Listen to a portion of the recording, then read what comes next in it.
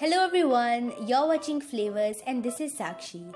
Whether you're a Jain or not, I'm sure this delicious chole masala recipe is going to be a hit among your friends and family.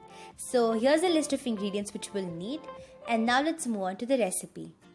So we begin with soaking melon seeds and cashews in boiling hot water for 15 minutes, and then we'll crush it to a smooth paste using about 1 to 2 tablespoons of water. Next, let's start making the gravy. In a deep non-stick pan, I'm adding a teaspoon of ghee and a tablespoon of oil. Once that's nice and hot, we can add in the cumin seeds and the bay leaf, cinnamon stick and cloves. We'll saute it for about 30 seconds and then add in the hing. We'll add in the finely grated or pureed tomato along with the besan or chickpea flour, which is the main binding agent in the recipe. Cook this masala for 2 to 3 minutes and then add in the prepared cashew and melon seed paste. Now again we'll cook this for another 2 to 3 minutes. Then I'm going to add in the kasuri methi. Just lightly crush it with your fingers and add it in.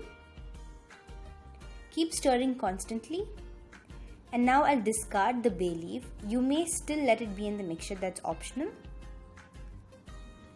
We'll now add in the dry masalas. I'm adding in the Kashmiri red chilli powder, kitchen king masala and chole masala. So give this a good mix. You can see that the mixture has become very dry.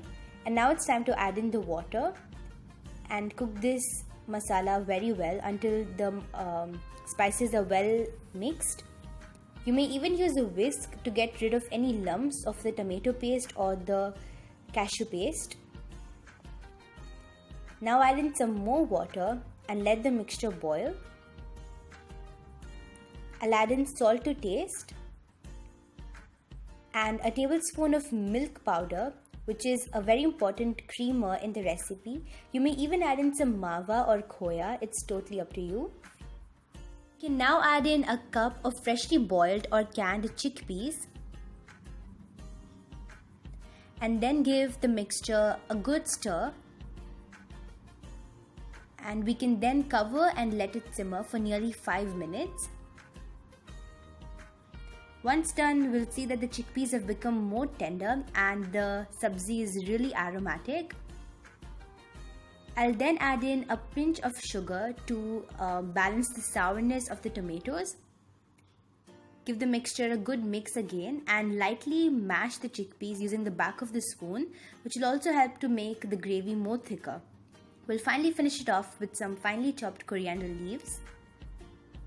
And in about 10 minutes, the sabzi is ready.